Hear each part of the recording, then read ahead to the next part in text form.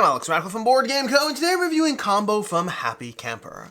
Combo is a small party game, I have to imagine this will go in the semi-party category, from the creators of Trio, and this is basically semi-cooperative poker.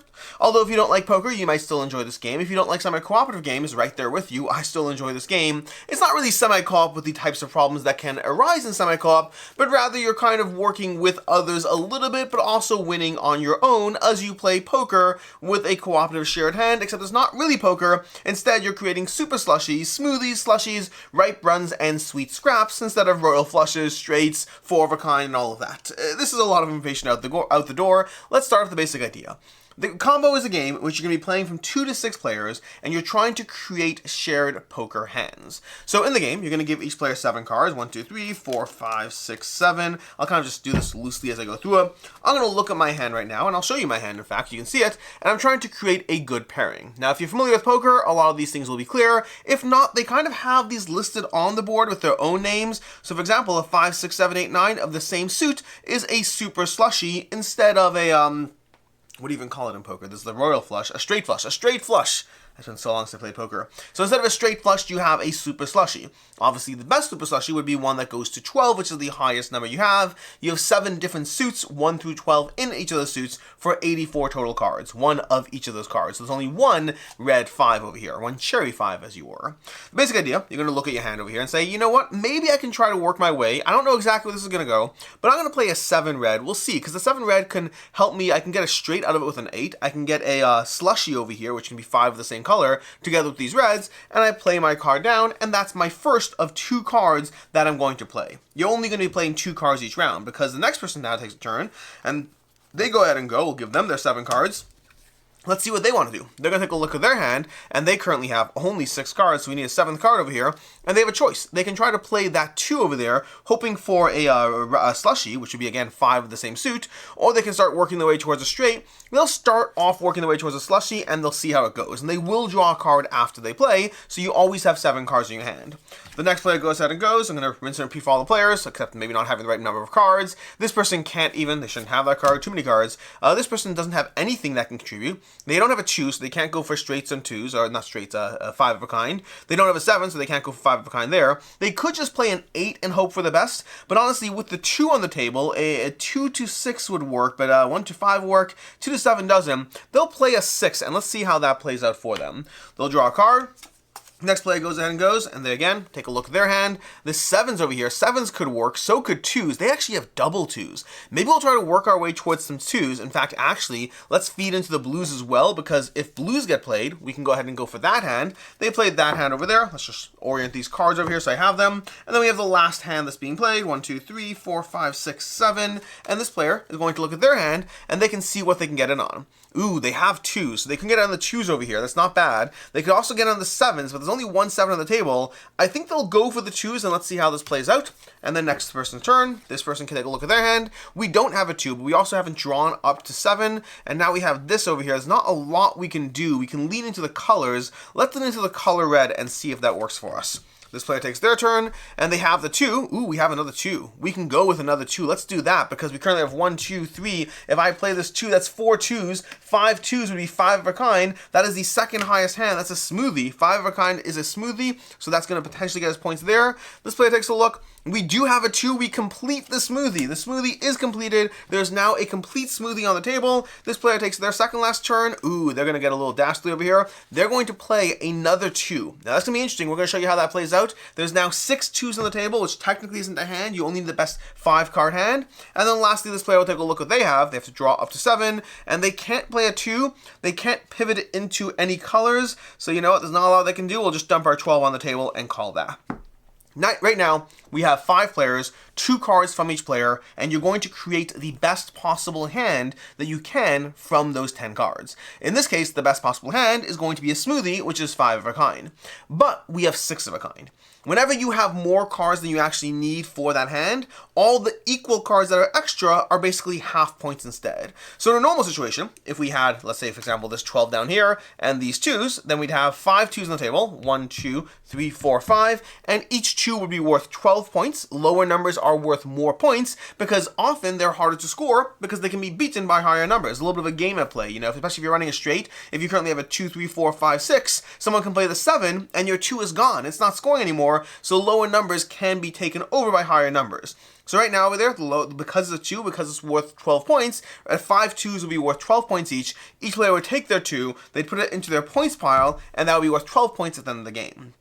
Because we actually do have 6 2s, all the 2s instead will be worth half points. Whenever you have half points, all the scoring cards will go into the half point pile, just to the right instead of the left, but that means that we're going to be getting half the points, or 6 points per card, instead of the 12. The remaining cards can go off to the side, discarded, everyone draws back to a 7, and you take another hand.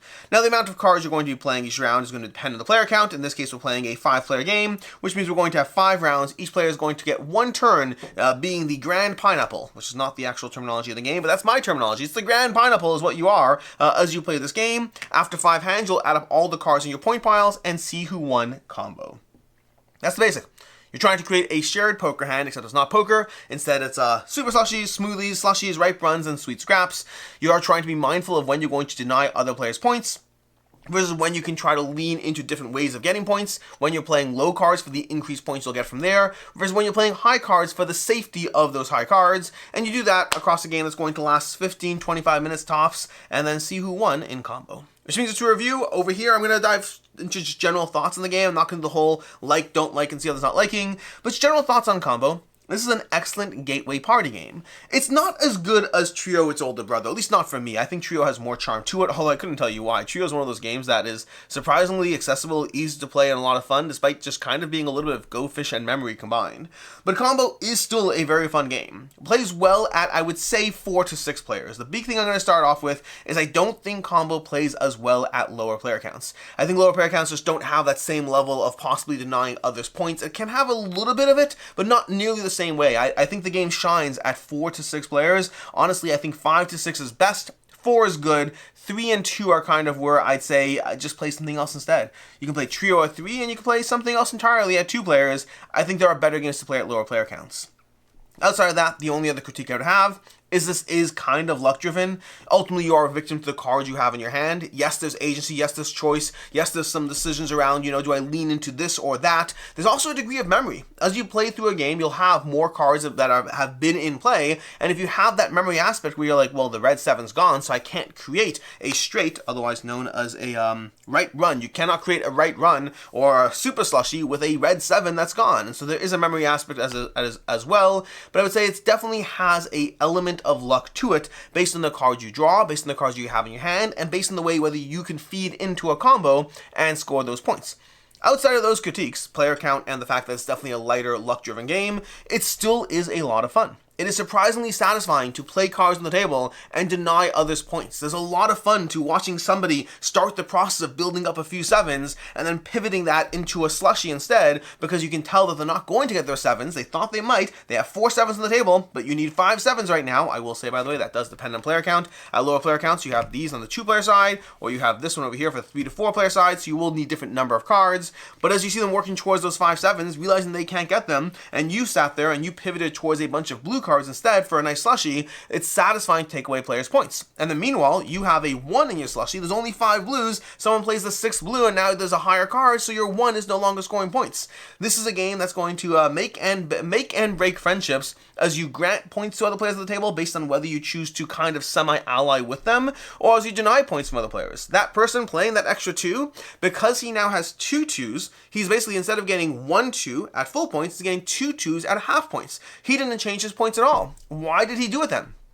Because the other players at the table were going to get full points for their 2s, and now they're all getting half points. He didn't change his take-home at all, but he halved the points of everyone at the table. Those kinds of mean cutthroat plays are going to happen frequently as you play combo, and the great news is the entire game lasts 15 minutes, so you can sit there and resent your friend, or you can just play again and hope to destroy them this time. This is a fun, light, simple, accessible gateway game that does a decent job at accommodating a good 4 to 6 players. Again, technically it does play at 2 to 6 players, I just don't think it shines at 2 and 3 players, and overall overall, it's just a good time. Final thoughts and rating on this one, it's going to be a 3.5 out of 5 for me. It is not an excellent game. It is a fun, satisfying game that will work well, especially around the holiday season or whatnot. Is sit down at the table with a bunch of people who aren't necessarily used to playing games. Maybe they're familiar with poker and Uno and all that. This is the kind of game that will fit right in. So that's going to be Combo, a 3.5 out of 5. As far as other game recommendations, I definitely recommend checking out Trio. If you enjoy this game, I recommend checking out Trio. I think it is another good, accessible game that works well for both gamers and non-gamers alike. And if you want another game that kind of takes poker and does something different with it, check out The Gang from Cosmos Games. That gives you a kind of cooperative way of playing poker, sort of. You have to see it to know more, but The Gang is going to be another one that will be familiar to those who have played poker while being a totally new gaming experience.